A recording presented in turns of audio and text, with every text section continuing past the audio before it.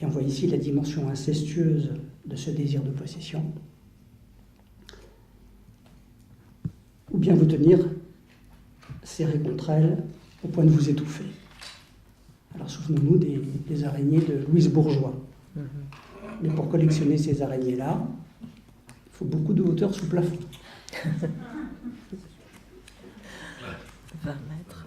Voilà, il y aura d'autres choses à dire, mais j'ai été assez long. Vous voyez, c'était très stimulant de vous lire et de vous écouter. Je vous en remercie beaucoup. C'était vraiment passionnant.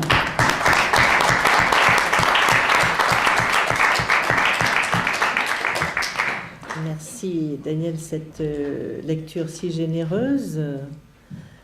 Je vais peut-être reprendre par effectivement ce que j'ai moins développé, le jeu chez l'enfant. Il y aurait tout un travail effectivement sur ce jeu, mais ce qui m'avait amusé, je m'étais demandé s'il est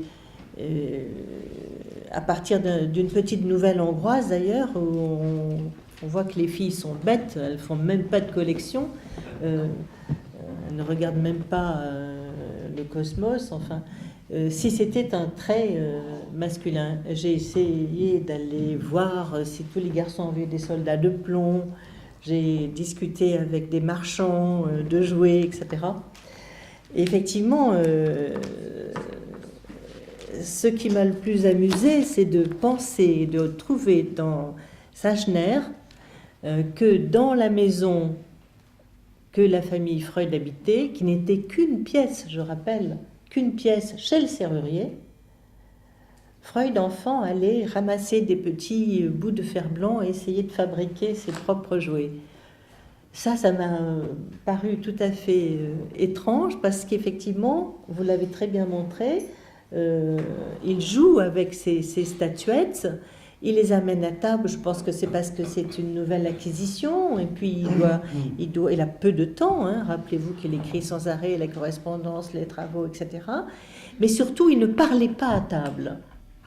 Ça, on l'a su grâce à sa famille et puis à Katia Burling.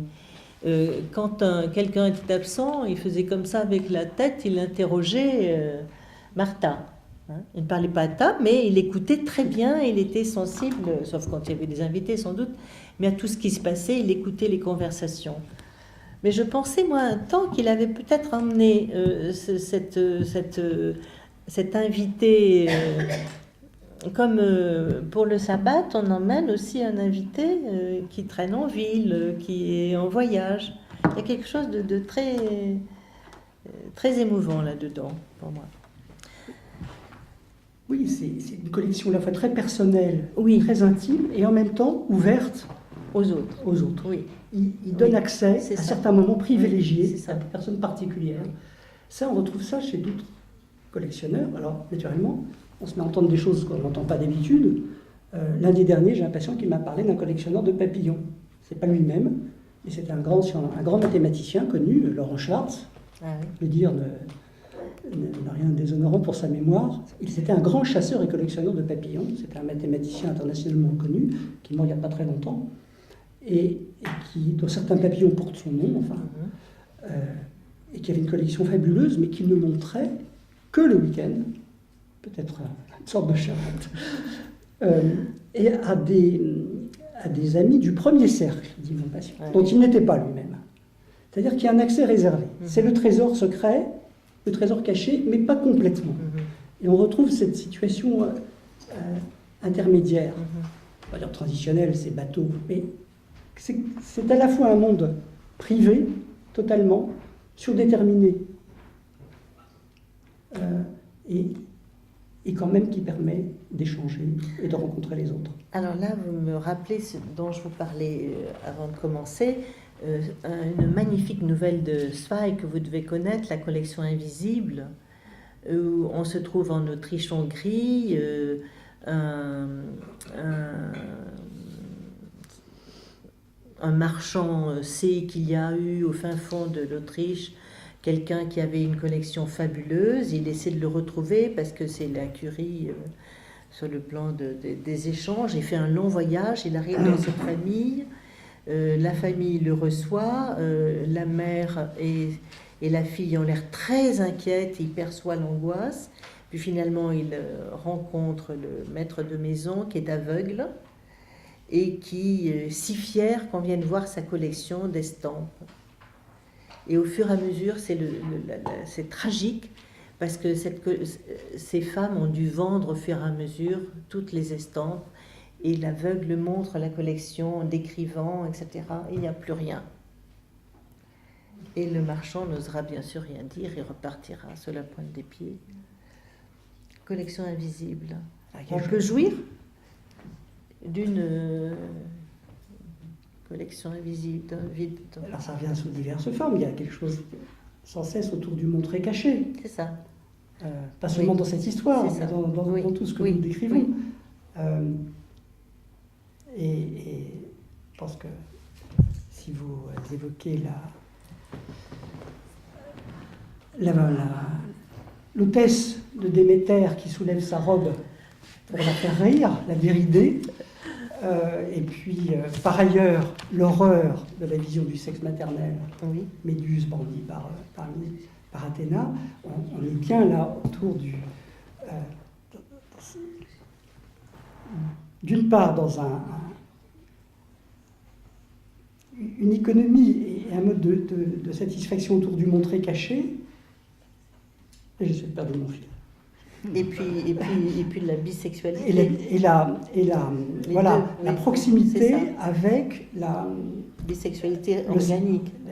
Le sexe de la mère, la vision du sexe de la mère, ses effets sur le psychisme, et en particulier des petits garçons. Mais on laisse toujours les petites filles de côté, je ne sais pas. J'ai aussi cité Déméter parce que quand j'ai lu Katia Berling, ça m'a fait sens. C'est-à-dire que elle montre que... Oui. Ah oui, on peut le... Bien sûr. On peut voir les photos du musée Freud à Vienne. Tu veux le donner ou... Vassia est historienne de l'art et peut-être que... Ah oui, bien sûr. C'est tout à fait par hasard que j'ai marié avec Michel. Il y a sur ce CD les photos que j'ai faites du... Qu'est-ce qu'on peut faire avec ça? De la maison Freud à Vienne. Comment on peut le faire?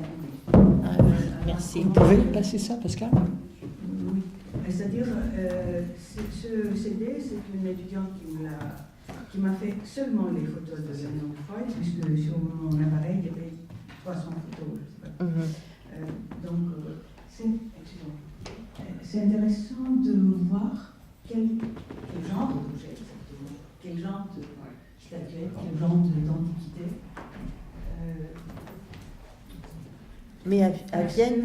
Ce qui m'a frappé, moi, c'était ce manque de contact avec le monde contemporain, c'est-à-dire avec la peinture. Ni Klimt, ni toute la sécession. L'ébullition, littéralement. Parle plus fort. Parle plus fort. Oui, quand il y a les phénomènes Klimt, Schindler et Kokoschka, tout ce qu'on a pu voir d'ailleurs à Beaubourg il y a un certain nombre d'années à la sécession viennoise à Beaubourg, c'est-à-dire des choses absolument magnifiques qu'on peut toujours voir à Vienne. Et là, chez Freud, il y a pratiquement rien.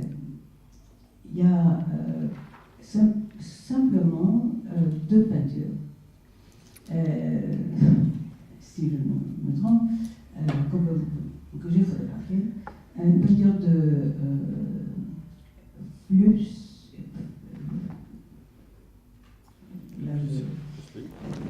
Fuseli, oui. Le cauchemar. Une personne, une femme, allongée sur son divan, à moitié endormie ou dormant. Oui, c'est le cauchemar. C'est pas tout à fait le Non, cauchemar. il s'intitule comme ça. Mais ça, c'est le cauchemar, mais le cauchemar, on le voit par ailleurs, surtout, sur un petit film de 1900, qui est absolument fantastique, et qui est projeté. Merci. Le dieu de la lampe. Nous sommes. C'est le droit de rêver. C'est pas vrai. Le banquet. Donc il y a un petit film de quelqu'un que je ne connais pas, de 1900, qui représente, qui est intitulé Le Cauchemar, qui est absolument fantastique. On voit 2 ou 3 photos de ce film que j'ai pu... On essaye. Oui. Mais il vaut mieux voir d'abord. Oui, il est plongé dans la mythologie. Il ne s'occupe pas de l'époque contemporaine du tout. Il n'y a que Böckling et Fuseli et des reproductions. Böckling, qui par ailleurs est un peintre favori de pas mal d'artistes de ce temps-là, surtout de Giorgio de Chirico et de son frère, que personnellement j'aime beaucoup, Alberto Savigno, qui est le pseudonyme de... c'est un peu... c'est pas comme ça, il faut le tourner. Ah oui, c'est dans l'autre sens. C'est dans l'autre Le sens. trouble. N'est-ce pas? Mais... Le vertige. Non, encore. Voilà. Voilà, oui. Là, on arrive à la maison Freud. Il y a toute cette, donc il y a tous ces drapeaux. Et on le voit de loin, Freud.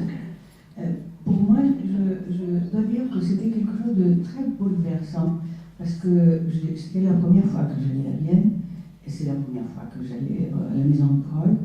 Et puis, en arrivant dans cette rue, c'était des images absolument catastrophiques, bouleversantes de l'époque, de la période nazie, de la persécution, tout ça qui m'a complètement envahi. Et puis, il y avait ce soleil splendide et toute cette parade qui était complètement irréelle. Donc, on entre dans la maison. Vous pouvez aller plus loin. Vous pouvez changer. Non, il essaye. Ah, Ça n'appuie là-dessus. on peut voir la photo suivante. Voilà. Voilà, là on voit de face, on peut d'ailleurs augmenter et voir les écrits, c'était la maison de Freud, tout ça.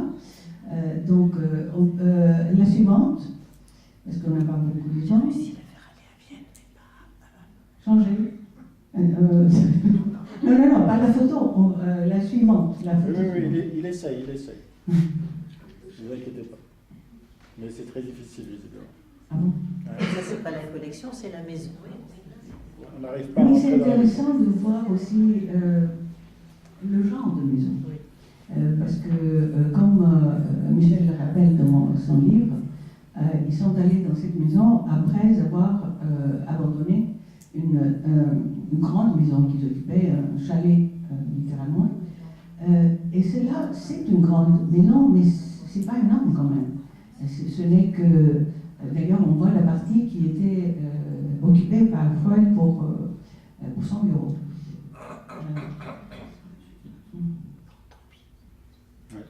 C'est pas au point.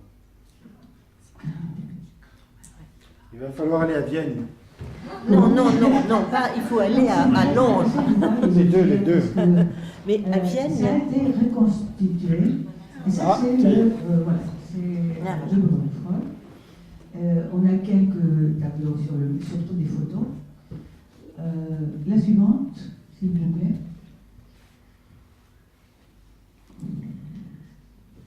Voilà, ça c'est une des vitrines. Ça, c'est une vitrine où il y a des objets réels. Parce que pour le reste, ce n'est que reconstitution photographique, d'après la maison de Londres. Et ça, vous voyez quelques-unes des gravures, mais surtout des gravures du 19e. Je ne pensais pas à cette soirée-là, sinon j'aurais fait beaucoup plus de détails. Mais là, on voit en photo quelques objets, un objet romain. Et cet objet, ce bas-relief, existe aussi sur une photo un peu plus grande, et c'est la fameuse dame qui marche, qui a été utilisée par Janssen quand il a écrit la Gradiva.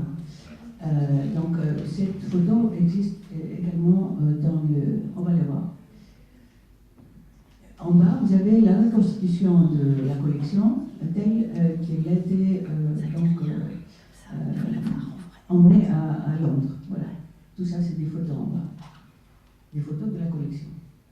Mais c'est surtout des objets égyptiens, mésopotamiens, assyriens, quelques grecs. Étrusques. Pas beaucoup de grecs, des cycladiques surtout, de l'époque archaïque. Ah, ça, c'était ce que nous disait, ce que nous donnait à lire pour.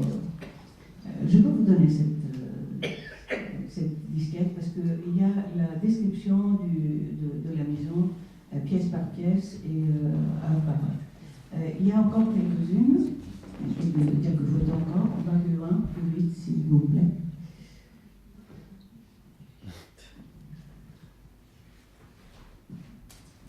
Parce que je voudrais que vous voyez deux séquences de ce film-là qui me paraît absolument extraordinaire, de 1900. C'est après Méliès, parce que Méliès a fait quelques films aussi en 1896, mais ce film-là, je ne l'ai jamais vu. Vous pouvez aller un peu plus vite, s'il vous plaît. Voilà la reconstitution de la... Voilà, la Sphinge, qui est une copie de celle qui est à Londres. Ouais. Les chapeaux. Qui ne sont pas très identifiables. Et puis, on voit la façon d'être présenté. C'est pas très bien présenté, c'est un fouillis, plus ou moins. On ne sait pas comment, quelle façon, pour quelle raison il les a regroupés.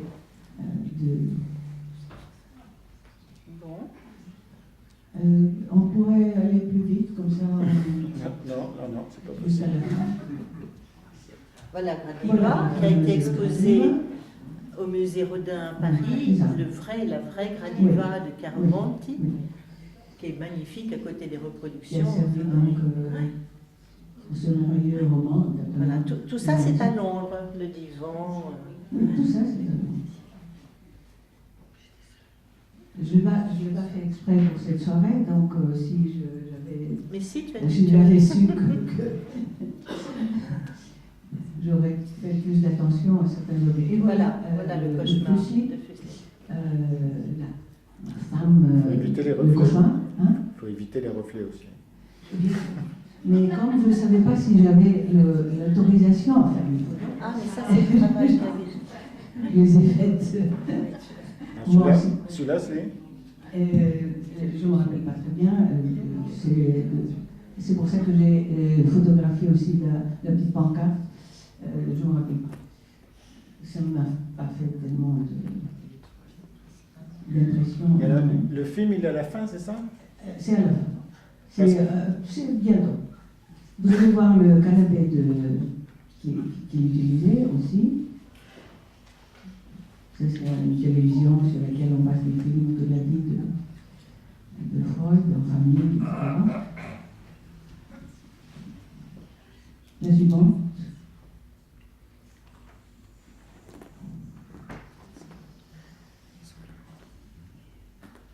Il y avait des gens il y avait beaucoup de gens. Quoique, quand j'ai posé la question à Vienne, des gens qui étaient à l'hôtel par exemple, et voilà, la reconstitution. Non, ça n'a rien à voir. Ça, c'était ce qu'on trouvait dans les hôpitaux. Je sais pas. Mais oui, bien sûr, le tonnet, les fameux tonnets. Oui. Alors, il faut dire quelque chose quand même. Quand il a ouvert en 1971, Anna a donné quelques statuettes, une 70aine, mais, et des reproductions uniquement. Moi, je trouve qu'il aurait dû rester vide, ce musée. Et à côté, la maison qu'il a habitée. Voilà, dans une séquence du film, on a déjà vu deux qui... c'est le cauchemar. C'est quelqu'un qui commence à dormir et qui rêve qu'il vole avec son lit. Si on peut aller en arrière, ce serait bien. Mais ça, c'est Oui, c'était pas... la description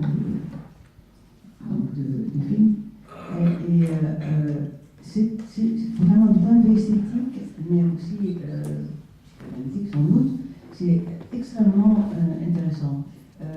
J'ai bien peur qu'on On ne sera le bureau. va pas avoir le temps. Oui, d'accord. Parce qu'on Mais va voilà, demander. cette scène déjà montre le personnage qui voit Oui. au-dessus de la ville.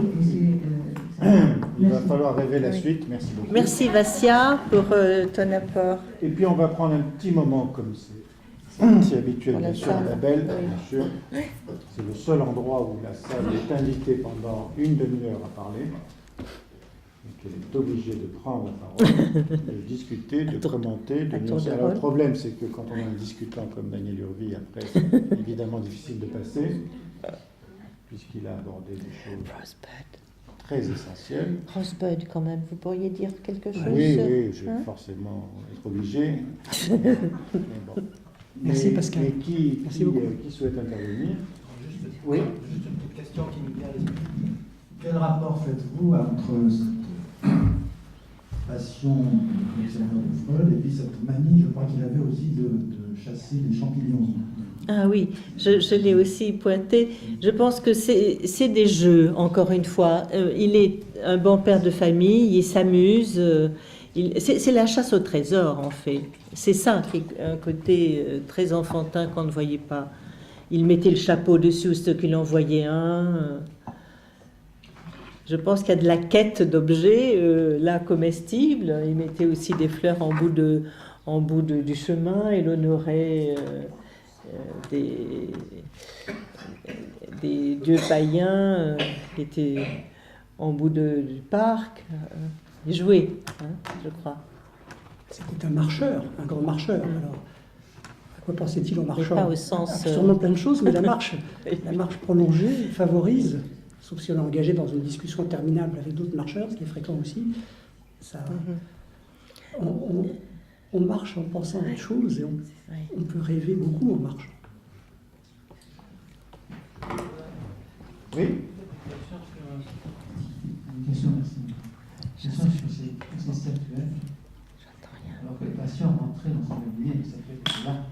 Je veux dire, y en a-t-il? Je ne sais pas quelle est l'incidence que ça peut avoir chez Freud, mais en tout cas, tout ça. Je vais vous le répéter après. Dans sa relation avec effectivement la patient, puisqu'en fait, il était à la fois analyste, psychanalyste.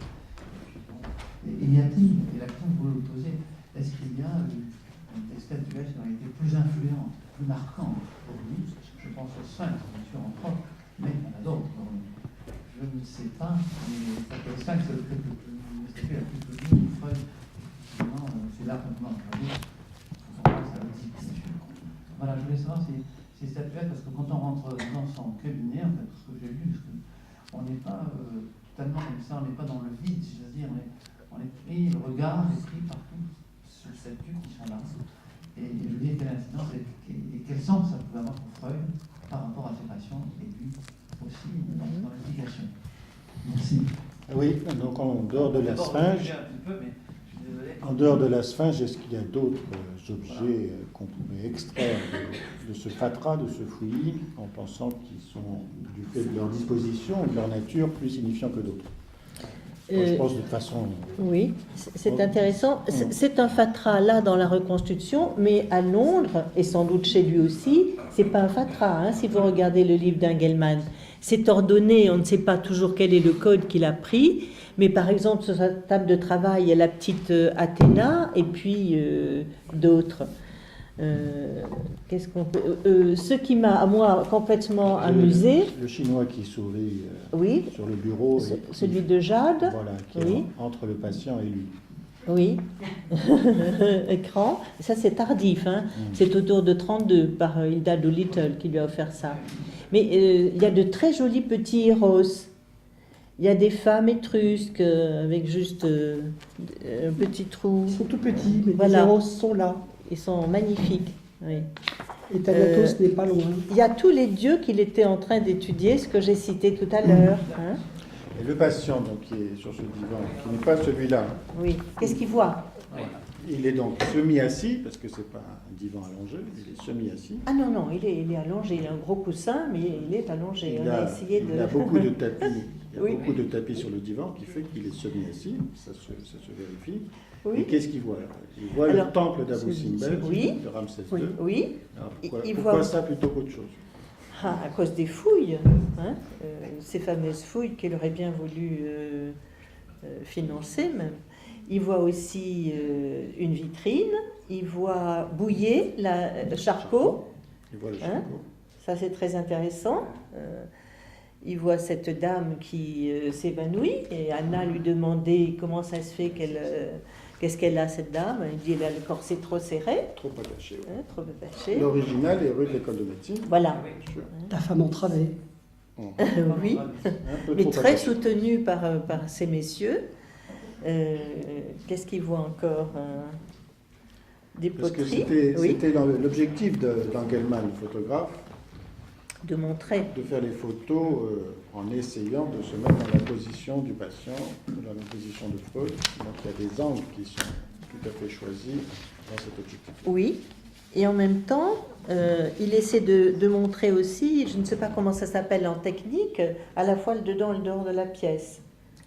Hein. Et puis, pendant qu'il fait ça, il est là 3 jours d'affilée. Tout d'un coup, dans un bout de couloir, il rencontre Freud. Ils sont aussi étonnés l'un que l'autre, paraît-il. Ils se disent 2 choses et chacun reprend son travail. Absolument. Il lui fait- Et Freud lui a demandé de faire voilà, le portrait il accepte de faire une photo et qu'il lui de dédicace. sa femme et de sa fille. Ouais. Mais quand je parle d'Hilda Doolittle, ça, c'est qu'il a quitté le bureau de consultation et il l'emmène dans son bureau privé où il écrivait. Et c'est là qu'il lui qu'il lui montre la statue, qu'il lui prête. Le patient habituel ne voyait rien. Je me suis amusée au début du livre aussi à voir quels étaient les visiteurs. J'ai su trop tard qu'un bouquin traitait de ça, je n'ai pas eu le temps de le consulter. Mais en tout cas, notre surréaliste breton n'a rien vu. Il dit, il rentre dans... C'est un petit médecin de quartier, il n'a pas vu le moindre statue, le moindre bout de collection qui était visible, alors qu'il a lui-même fait un mur fantastique quelques années plus tard. Sauf que Breton est resté dans la salle d'attente. Ah non? Il est resté dans la salle Vous êtes d'attente. sûr? Ah oui. Il Bon. est resté dans la salle d'attente. Et Engelmann, s'il a un grand regret, c'est de ne pas avoir photographié la salle d'attente. Ah oui. Donc on ne sait pas, la salle d'attente étant la salle du mercredi pour les Oui. réunions de la Société de psychologie et la salle où il jouait au tarot tous les soirs. C'est ça. Et où Madame Freud n'avait pas peur de déranger les collègues en pleine discussion passionnelle pour apporter café et biscuits. Alors la question Breton-Dali, oui, c'est une autre... Oui. une autre- Mais bon, la salle. Oui, il y a Sinon une la petite table. remarque que je voulais faire, Oui. c'est que ça paraît enfin tous les psychanalystes ne sont pas collectionneurs d'antiquités, mais en tout cas entre le psychanalyste et le collectionneur d'antiquités, il y a quand même quelque chose de commun qui est d'aller fouiller dans le passé, que ce soit celui de ses patients ou celui de l'humanité. Et l'autre réflexion que je me faisais, c'est que bon, à notre époque actuelle, bon, il est bien difficile de constituer une collection comme celle que s'est constituée Freud, parce que effectivement c'est interdit maintenant de collectionner des objets qui proviennent de collections qui normalement devraient être dans des musées. On connaît Malraux, essayant de ramener des apsaras du Cambodge et se faisant prendre, et du coup, je l'ai laissé là-bas parce qu'on a peut-être quelques heures en prison. Oui. Ah oui. Il va falloir se satisfaire autrement, vous avez raison. Mais il y a des copies. Oui. Et alors, on dit que à Londres, parmi... Oui. Je ne sais pas si c'est un ordonnancement tout à fait rigoureux, c'est probablement le désordre freudien est un ordre qu'on ne comprend pas, comme tous les désordres, mais quand même, c'est quand même un fatras, même à Londres, c'est quand même un amoncellement les uns au-dessus des autres, enfin bon. Toujours est-il qu'il y a beaucoup de faux, dit-on. Alors je l'ai précisé et je le tiens d'Harold Bloom qui a dit « Oh, il y a peut-être 20%. » Et quand les gens de Londres, du Front de Mesurement, ont lu ça, ils étaient très fâchés. Et Michael Molnar m'a demandé, mais d'où tient-il ça? Il y avait beaucoup de choses qui avaient valeur sentimentale, sans doute. Il peut y avoir des copies, mais il y avait aussi de vraies pièces. Et je crois que les collectionneurs, les experts, ont dit qu'il y avait une assez jolie collection. Elle n'est pas aussi belle que celle que Rodin avait. Hein. Ah, la question derrière ma question, c'est pas celle-là. Il a pu acheter des pièces dont il savait qu'elles n'étaient pas de valeur. Ça fait rien. La question, c'est est-ce qu'il s'est fait arnaquer ou pas? C'est ça. Oh, Est-ce qu'il a... il montre dans ses lettres, en tout cas, qu'il marchande beaucoup. Hein. Il revient, il fait des négociations. Comme son père, probablement. Et puis, il le échange. style, voilà, il échange. Il échange les voilà, pièces, hein, il ne oui, les garde pas, oui. il échange. Ouais. Voilà. Quand il les a en double, par exemple avec Ferenczi, puisque vous l'avez cité, il lui demande, aussitôt que Ferenczi a enfin sa maison, 3 ans avant de mourir, il lui dit, mais est-ce que sous votre villa, il n'y a pas des trésors égyptiens? Il faudrait aller fouiller. Monsieur. Alors, je voulais vous remercier de la richesse de votre exposé. Malheureusement, je n'ai pas lu votre ouvrage. Je vous propose au moins de l'entendre, si je ne peux pas le lire. Mais ce qui m'intéresse dans ce que vous avez dit, c'est tout ce que ça peut réveiller effectivement en nous. Alors, avant même qu'on évoque la Gradiva, j'avais pensé à ce sentiment d'inquiétante étrangeté Oui. que j'ai éprouvé en vous écoutant et en pensant à Freud en même temps, qui est là, d'une certaine façon, toute sa vie, en train de reconstituer quelque chose qui va pouvoir prendre sens en fonction des personnes qu'il va recevoir. Et c'est ce que vous avez dit d'ailleurs, puisque de temps en temps il a un cadeau et des choses comme ça. Il a une famille très nombreuse. Il me semble que là, il y a un échange tout à fait intéressant. Et moi, je ne prendrais pas comme quelque chose de négligeable l'intérêt qu'on pourrait prendre en évoquant deux domaines, qu'on a évoqué au passage peut-être, mais que je pense qu'on peut un peu approfondir. C'est en particulier, à partir de la plume du serpent, j'ai pensé à ça, l'objet transitionnel. C'est vrai qu'il y a dans ces objets certains qui ont valeur d'objets transitionnels, sûrement d'autres sont de véritables objets fétiches qui sont là amenés à compenser quelque chose ou à rappeler certains épisodes de sa vie et de ses passions peut-être aussi. Alors c'était la question que je voulais vous poser. Est-ce que ses passions lui ont donné des cadeaux de ce genre? Oui, il a, même quand l'homme au loup a terminé sa première cure avec lui, il veut lui faire un cadeau, et Freud lui suggère une statue égyptienne. Merci. Mais Hilda Doolittle lui a offert ses Chinois. Un petit lion, je ne sais plus comment ça s'appelle, un chien lion, je ne sais plus comment ça s'appelle. Chanchot. Non, non, le un chien. neutique. Et beaucoup de cigares. Oui, ça, les disciples nourriciers. Les clients aussi, Oui, aussi. et il a en particulier beaucoup de cigares. Alors que les analystes actuels sont toujours gênés par les cadeaux qu'ils reçoivent. Ils ne savent pas toujours quoi en faire, s'il faut les refuser, les cacher, les laisser là. Tous les exposés. Oui. Il n'y a pas eu d'enquête méthodique sur la décoration des cabinets d'analystes, mais Absolument. il y en a sûrement qui sont assez chargés en objets de tout genre, Oui. et on en connaît qui sont d'une austérité monacale. Oui, Je suis entièrement d'accord. Parce qu'il ne faut pas... Pardon. distraire. Ce serait amusant de savoir un peu plus à quoi ressemble le cabinet des analystes Il y a quand même- ordinaires. Oui. La dernière question que je voulais poser, c'était, peut-être Annette va pouvoir nous aider, c'est par rapport à Marie Bonaparte. Est-ce que Marie Bonaparte lui en a fait cadeau Ah oui, justement, la petite Athéna, Oui. le clou de sa collection, c'est un cadeau princier. Oui. Et beaucoup d'autres. Princier. Oui. Oui, oui. Ben, ça tombe bien, nous avons Annette. Oui. Annette qui a fait Marie Bonaparte.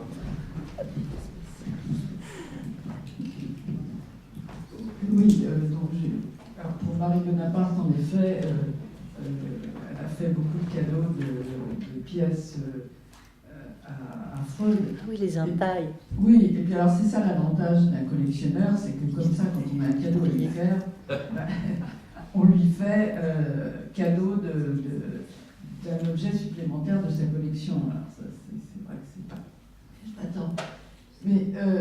En vous écoutant, je me disais qu'au fond, il y avait dans une collection, enfin, voilà, je vous réécoute après avoir écouté Urvi et cette généralisation autour de la notion de collection, c'est qu'il y a plusieurs dimensions dans le fait de faire une collection, et on la voit bien chez Freud. Il y a la pulsion épistémophile, il y a en effet sa fascination pour l'ethnologie, l'archéologie, et pour l'archéologie de l'inconscient.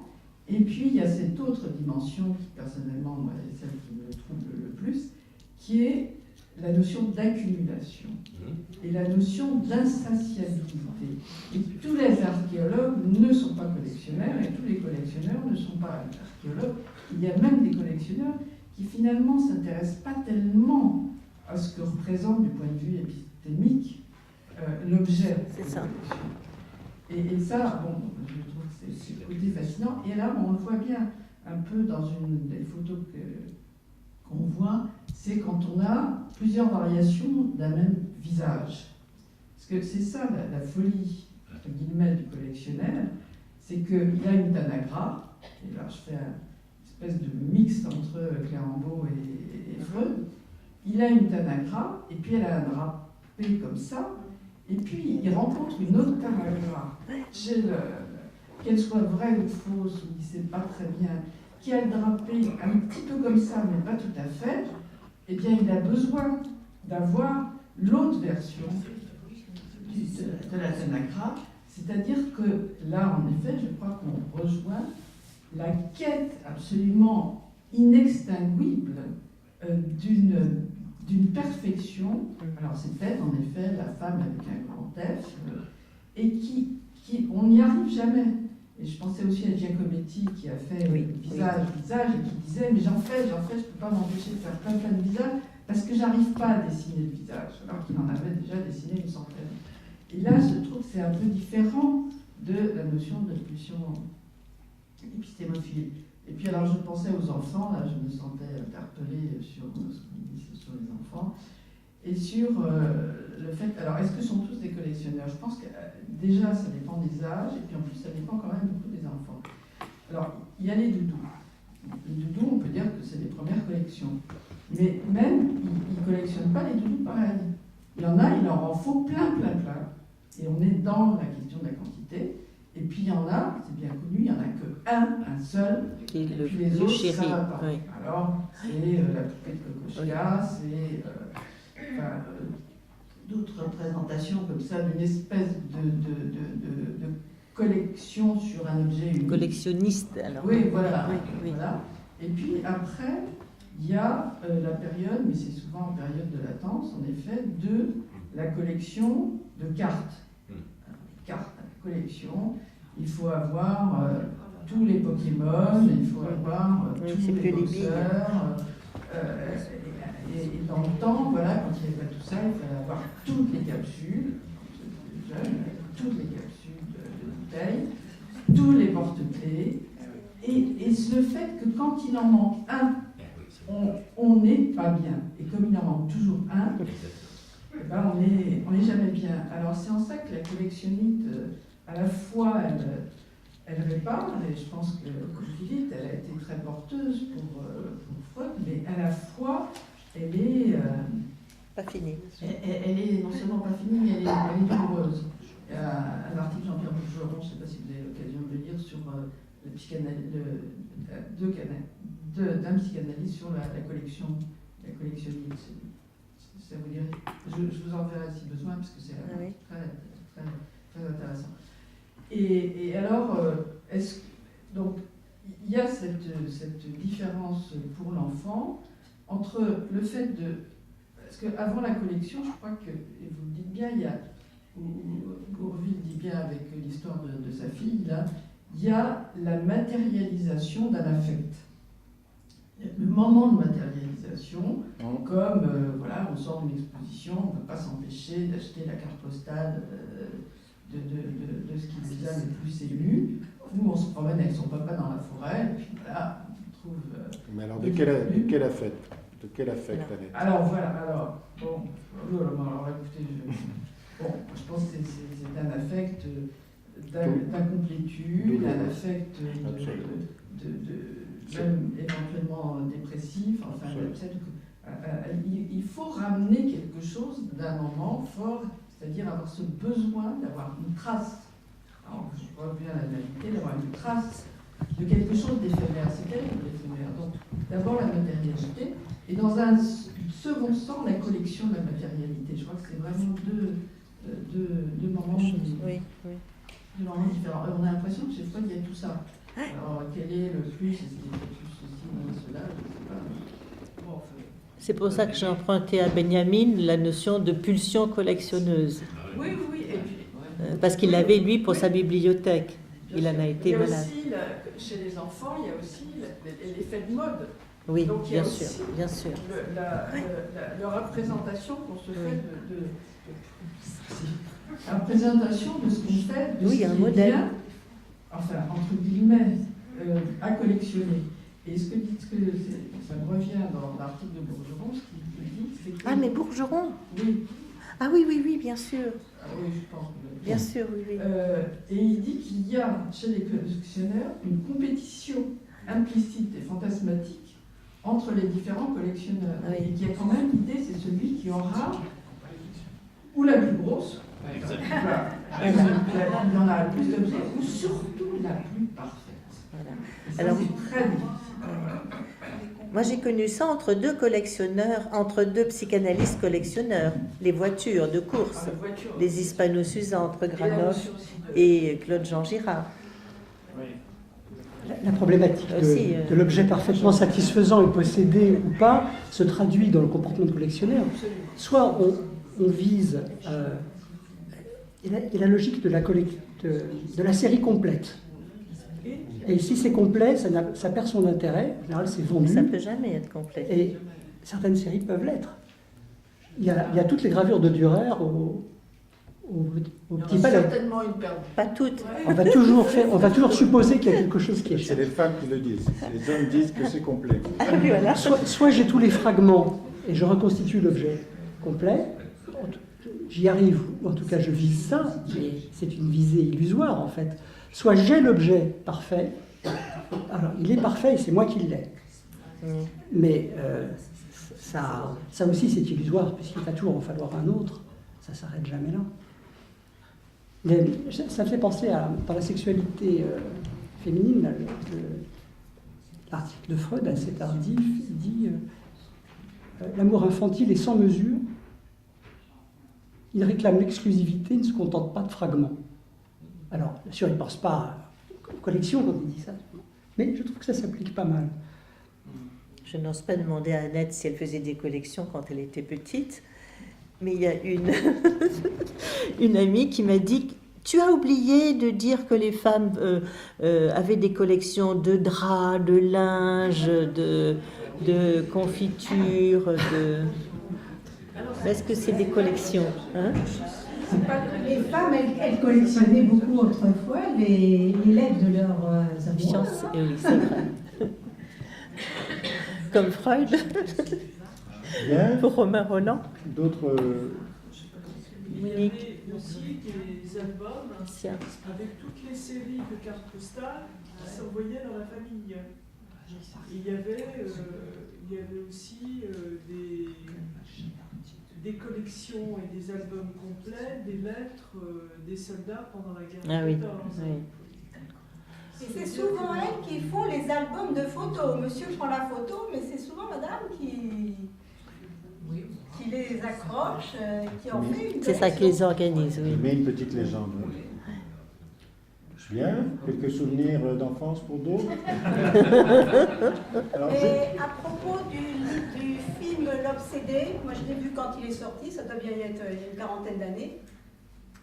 Et ce qui m'avait semblé, moi, à ce moment-là, une marque vraiment de son obsession, c'est que la jeune fille qui l'a séquestrée s'en va à la fin, et lui, de nouveau, il commence à pister dans son camion une autre personne.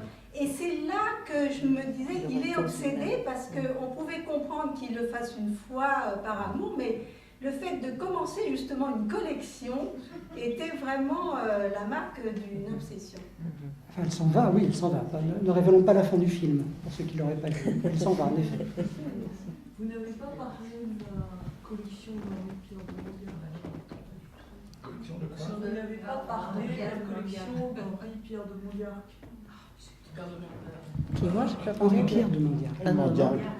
Ben non, Non, non, c'était ce Freud. sera une autre fois. N'interrogez le conférencier que sur ce qu'il a dit, pas sur ce qu'il n'a pas eu le temps de dire. Ce n'est pas loyal. Si, si, Je vois les drapés. Sauf que le père Rambaud découvre les drapés alors qu'il est blessé au Maroc. Et à ce moment-là, chez les femmes musulmanes, il va découvrir les drapés. Alors, je ne comprends pas très bien le rapport, parce qu'il sent, tout ce que j'ai lu, il est surtout fasciné par, on dirait, ce drapé, cette régularité qui existe, cette beauté finalement. Alors, il y a de la sensualité certainement dans tout ça, et au-delà de la sensualité, est-ce qu'il y a de la perversion? C'est un point d'interrogation. Bon, ça a toujours été un point d'interrogation. Et il va découvrir, je crois, ce moment-là, les drapés au Maroc alors qu'il est blessé. Voilà. Oui, oui. Et après, Tout à fait, tout à fait. Oui, oui. J'ai essayé de mettre une toute petite chose que Non, mais c'est intéressant. Oui. Je voulais souligner ça. notre collègue qui avait fait son exposition des photographies, de toutes les photographies des drapés à New York et puis à Paris aussi. Alors, juste un mot Sur Rosebud. à la fois sur Rosebud et sur votre remarquable intervention, sur la discussion non moins remarquable de Daniel, et sur ce qu'a évoqué Annette que je voudrais prolonger parce que je crois que c'est un point important. Alors, Freud avait dit, ma mémoire n'est pas forcément très bonne, mais en substance que les antiques sont le témoignage de l'immortalité de nos émotions. Bon. Je crois qu'il s'agit en effet d'affect, d'émotion, d'éphémère et éternel. Ce qui est éphémère est éternel. Bon. Parce qu'il est éphémère. Et puis, l'un des premiers textes de Freud sur la littérature, sur l'interprétation d'une création artistique, il disait en substance aussi je fais l'interprétation des rêves qui n'ont jamais été vraiment rêvés. Je crois que le collectionneur, son avis, en tout cas le collectionneur maniaque, avide, qui accumule, qui entasse dans un désordre qui confine à la tour de Babel ou à la bibliothèque de Babel de Borges, et à la mesure même de son avidité et de son entassement, il y a un vide derrière considérable. Quelle est la nature de ce vide? Une piste. Les doudous qu'on donne aux enfants ou les cadeaux qu'on leur fait sont toujours à un moment où il y a une séparation, où on va se séparer. Le doudou, l'objet, qui va devenir ensuite un fétiche, est une borne qui marque le moment de la séparation, en particulier avec la mère. Bon. Et en tout cas, chez Keynes, c'est évident, chez Freud, je ne sais pas, il y a cette idée folle que l'objet qu'on collectionne incarne un rêve qu'on n'a pas réalisé. Et oui, Athéna, Horus surtout. Aussi. Horus, c'est le scribe, peut-être. Le scribe, la sphinx. Tout. Freud est un collectionneur immobile, même s'il va 20 fois en Italie, c'est un collectionneur immobile qui reste assis sur sa chaise la plupart du temps, qui fait quelques tours, mais il est immobile. Et c'est un rêveur immobile. Donc ces objets lui permettent de réaliser fantasmatiquement des rêves qu'il n'arrivera pas à réaliser, et aussi qui lui permettent d'imaginer des rêves qu'il n'a jamais vraiment rêvés. Alors, en quoi tout ça est intéressant? C'est parce que dans la cure, je crois que c'est pareil pour nos patients. C'est que ce qu'on va essayer, après avoir enlevé tout un tas de couches, quand on arrive au noyau profond, on arrive à ce qu'on croit être le trésor, c'est-à-dire le rêve qu'il n'a jamais pu réaliser, et puis on touche la réserve de l'incréable proustienne, c'est-à-dire ce qu'il n'a jamais vraiment, ce qui ne s'est jamais vraiment autorisé à rêver, et que l'objet fétiche peut marquer d'une borne comme une halte du souvenir avant que... Bon. Et pourquoi on n'a jamais vraiment rêvé? Parce que c'est le moment de séparation d'avec la mère. C'est le moment où quelque chose n'a plus lieu d'être, où il faut continuer tout seul. Alors, cette insatiabilité, en tout cas chez Keynes, Et là, à la mesure même du vide intérieur. L'image, elle est simple, c'est l'image du film à la fin, Rosebud, le traîneau. On a passé tout le film, 3 plombes, à essayer de savoir d'où ça venait. On a interrogé tous les survivants, c'est une cure analytique. Je vous rappelle d'ailleurs qu'il y a un problème majeur dans ce film, c'est que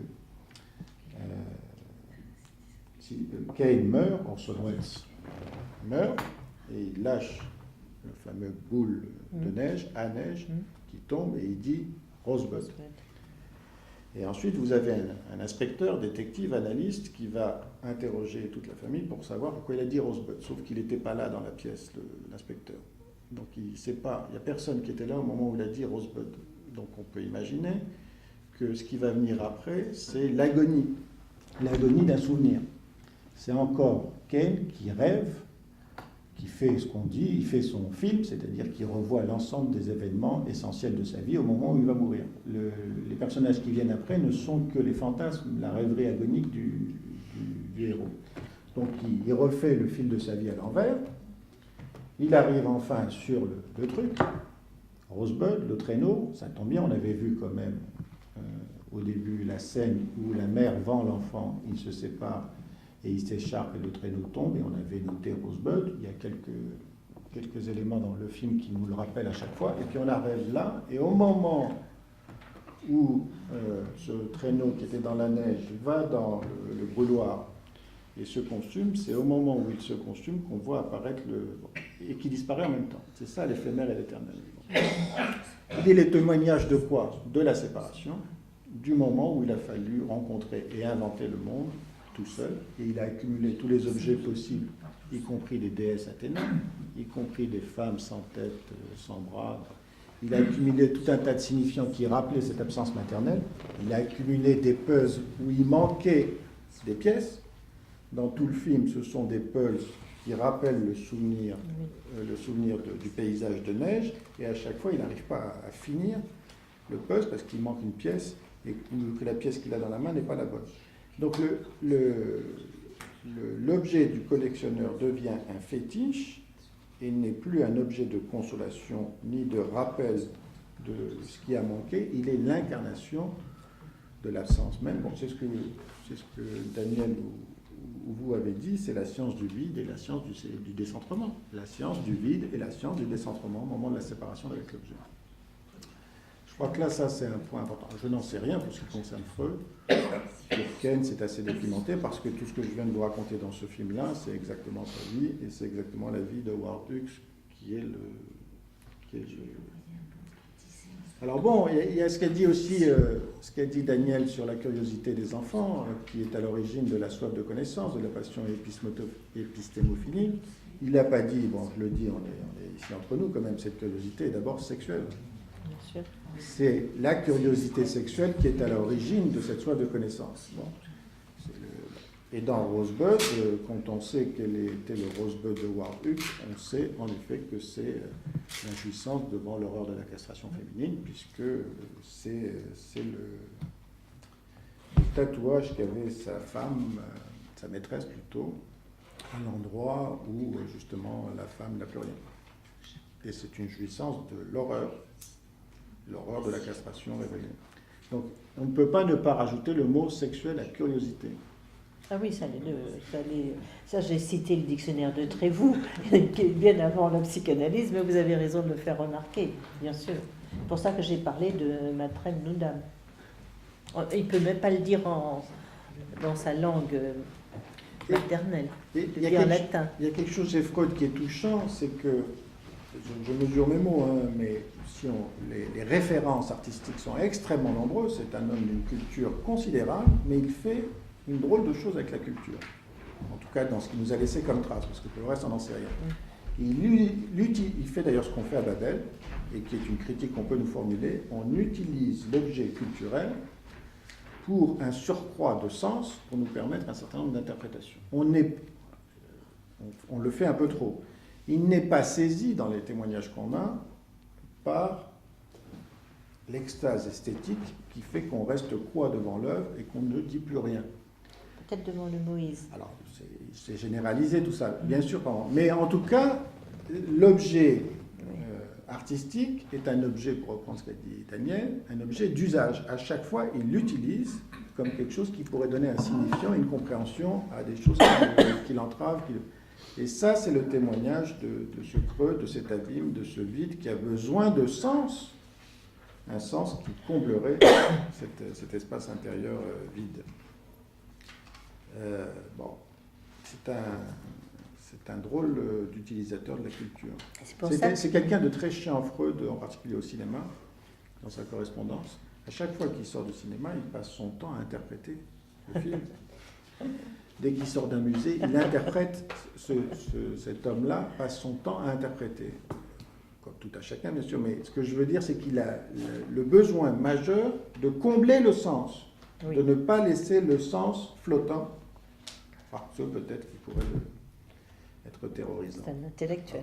Alors, j'exagère, bien sûr, j'imagine qu'il a eu des moments d'extase, mais enfin, ce qu'il décrit dans la Gradiva, c'est pas lui, hein, c'est l'autre qui a le moment d'extase et de dépersonnalisation des réalisations. C'est pas lui. Lui, il a toujours une interprétation à la clé, apparemment.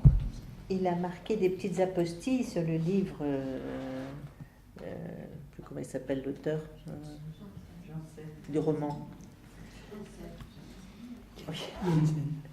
Comment vous expliquez ce barrage envers le monde contemporain? Oui, on peut dire qu'il a, je ne sais pas s'il a raté Klimt, Schiele ou Kokoschka, mais qu'il y avait largement de quoi utiliser ce matériau pour corroborer un certain nombre de ses théorisations. Non, on est resté à Ingres. Mais il est entre l'ancien et le moderne, la crise de modernité. Il n'a pas voulu rencontrer Schnitzler. Et puis il dit carrément qu'il est très ému par la sculpture, ces œuvres d'art-là qui l'émeuvent. Hein? Les formes, je crois, on peut interroger des sculpteurs là-dessus. La littérature contemporaine, par exemple, la philosophie contemporaine, il y a un tas de trucs qui posent problème. Oui, mais et puis la politique. Je crois pas que. Il n'a pas vu venir cette chose qui. Non, ça, je sais. C'est ce que je disais tout à l'heure sur le conférencier. Bon, il a évidemment, enfin, j'en sais rien, mais j'imagine qu'il a lu tout Nietzsche. J'imagine qu'il a lu tout Schnitzler. J'imagine, et qu'il ne l'a pas utilisé. Ça, c'est pas la même chose. Mais ça m'étonnerait qu'il ait passé à côté de Klimt, Schiele. Pourquoi il n'a pas utilisé? C'est une très bonne question. Pour ne pas être influencé, comme il dit. Ah oui, pour Schnitzler, il le dit, oui. Ça m'étonnerait. Ça m'étonnerait.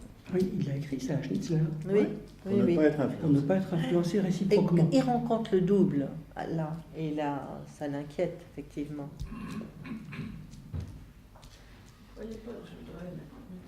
Oui, Annette. Je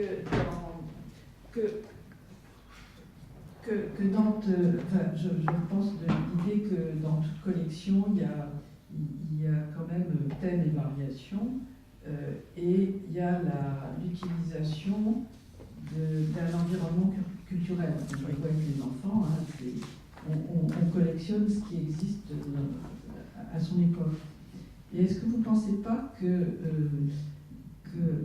Freud était d'une famille pas particulièrement cultivée et que c'est souvent des familles dans lesquelles les enfants ont une culture classique et s'accrochent à des cultures de passé et qu'il faut déjà être dans un environnement culturel familial assez sophistiqué pour pouvoir s'intéresser à la culture de son temps. Oui. Et que j'imaginerais, moi, qu'il a quand même eu des difficultés à rencontrer la sécession, à rencontrer Klimt, Kokoschka et autres, parce que c'était pas du tout la culture classique. Je pense que ça lui a fait peur et qu'il n'avait pas de référents socio-familiaux. Je partage tout à fait ce point de vue, votre point de vue, Annette, oui. Mais dans la Bible de Philipson, il y a toutes les divinités égyptiennes dans la couverture. Et je me suis demandé à quel âge il avait pu le voir, parce que son père lui donne cet ouvrage. 7 ans. Et lui donne à 35 ans. Mais est-ce qu'il l'a vu à Il l'a 3 vu à ans 7 ou à 9 ans? Il lui donne quand Il me semble qu'il l'a parcouru à 7 ans, tant que je me souviens, il faut vérifier. C'est dans... Oui, à 3 ans sans doute aussi, puisque... Déchire, non? C'est pas cette Bible qui est déchirée par lui? Oui, alors ça, c'est pas celui-là, non, c'est pas la Bible, non. Mais un livre où il joue avec sa sœur à détruire, justement, et dans une jouissance infinie, et le père les laisse faire. Mais je me suis demandé s'il avait lu à 3 ans, c'est-à-dire avant de partir de 3-4 ans avant de partir de Fribourg, de Freiberg, s'il a lu plus tard, et quand on lui donne, il a quand même 35 ans, c'est-à-dire il est homme. Oui, mais là, ça me donne un élément de réponse contradictoire à Annette, qui me semble que tu introduis, c'est que ce qui fait défaut dans l'utilisation qu'a fait Freud de la culture pour pouvoir corroborer un certain nombre d'interprétations de sens psychopathologiques, c'est toute la culture juive. Or, le moins qu'on puisse dire, c'est que Rabbi Shlomo et les autres l'ont bien éduqué dans cette culture juive et qu'il s'en est pas saisi. Sauf, à exception près, bien sûr, celle du Moïse de Michel-Ange. Enfin, la figure de Moïse par Michel-Ange, qui n'est pas le Moïse juif. Ou lorsqu'il s'en est utilisé, c'est pour dire qu'il est égyptien, ce qui est encore bon. C'est-à-dire qu'il a fait des contre-choix. Est-ce que c'est la même chose pour ce qui est de l'art contemporain de son époque? Je ne sais pas. Est-ce que c'est volontaire, conscient, ou est-ce que c'est passé comme ça? Je suis pas sûr. En tout cas, pour ce qui est de sa judéité, pas de sa judaïcité, de sa judéité, il a passé son temps à lutter contre, et à ne pas l'utiliser, alors que visiblement il la connaît. Enfin, il connaît la Bible. Il l'a lu, la Bible. Il la connaît. Mais son contre-choix, c'était les Égyptiens. Oui, Justement, c'est ça. C'est ça. Donné comme contre-choix à la culture juive. Et puis cette Nania qui lui parlait de l'enfer, il avait peur des becs de gaz il se souvenait encore de chants tchèques qu'elle lui avait dû apprendre sans les comprendre. Il y a un tel mélange aussi de culture à ce moment-là.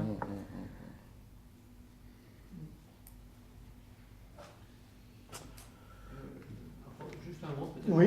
Peut-être que je vais avoir le sujet, je ne sais pas. On a cité Michel Onfray assez rapidement. Je n'ai pas lu toute sa biographie, mais quelques parce que quand même.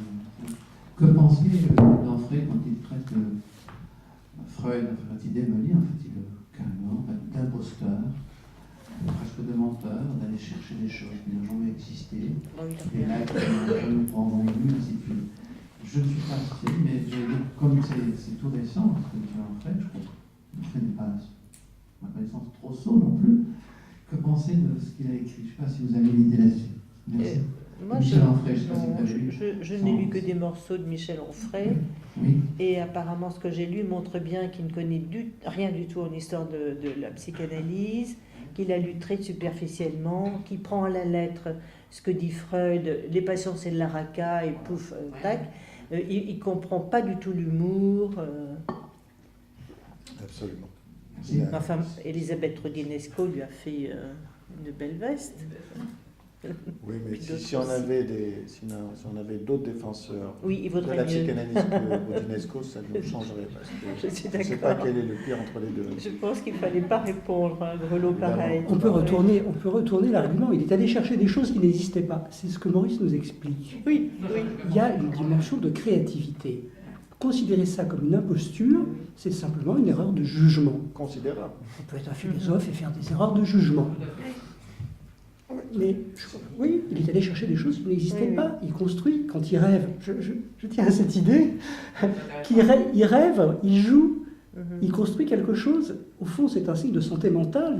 C'est un homme comme un autre. Et s'il y a dans ses rêveries une dimension mégalomaniaque, après tout, c'est le propre des rêveries. Hein? Dans la dimension érotique, dans la dimension agressive, dans la dimension de la toute-puissance, etc. C'est pour ça que dans la citation que vous faites sur l'analogie entre l'archéologie et la psychanalyse, vous avez donné cette citation d'aller par couches successives. Bon. Et la fin de la citation, en substance, dit « Et je sais très bien que lorsque je fais ce travail, je rajoute des morceaux et que je dois avoir l'honnêteté de le dire. » C'est-à-dire les projections du psy sur ce qu'il est en train de faire. Donc ça, Onfray, il n'a pas compris que ce Oui, travail-là, c'est ça. Oui, l'investigateur était impliqué dans l'objet de son investigation. S'il a l'honnêteté de dire voilà ce que je vois, Bien que sûr. je rajoute, mais ça ne m'empêche pas de creuser. Voilà. Bon, Oui. il n'a pas compris ça. Donc il a dit c'est des projections d'un érotoma abstinent, etc. Bon, il n'a pas compris la subtilité du truc, quoi. Et l'humour, surtout, il n'a pas compris Ah oui, l'humour. ça c'est vraiment étonnant. Lorsque Freud envoie une lettre à Mussolini lui disant quel grand homme il est, il faut être vraiment con pour croire que Freud n'a pas compris que Mussolini est un abruti barbare. Enfin bon, quand Freud remercie la Gestapo et qu'il la recommande à tout le monde pour les déménagements, là aussi, s'il ne comprend pas l'humour, le Witz freudien, il ne comprend pas ce que c'est l'acte mental, le rêve. Mais on va l'inviter, pas de raison. Ah oui, tu as quelque chose à demander, je crois. Jean-Paul, encore une question? Je pense que tu as très bien répondu, c'est l'ignorance confinée.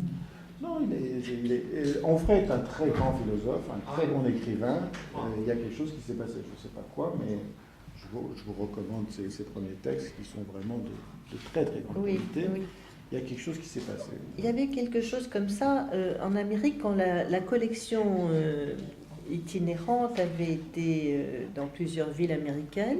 Il y a eu avant même, il y a eu des oppositions extraordinaires parce que certains chercheurs non universitaires, comme ils s'appellent là-bas, étaient furieux parce qu'on allait faire de Freud un monsieur magnifique. Et ils ont tellement fait de papier dans la presse que la collection n'a pas pu être présentée tout de suite à Washington ou je ne sais pas où. Et puis jusqu'à ce que les personnes les invitent à participer avec eux.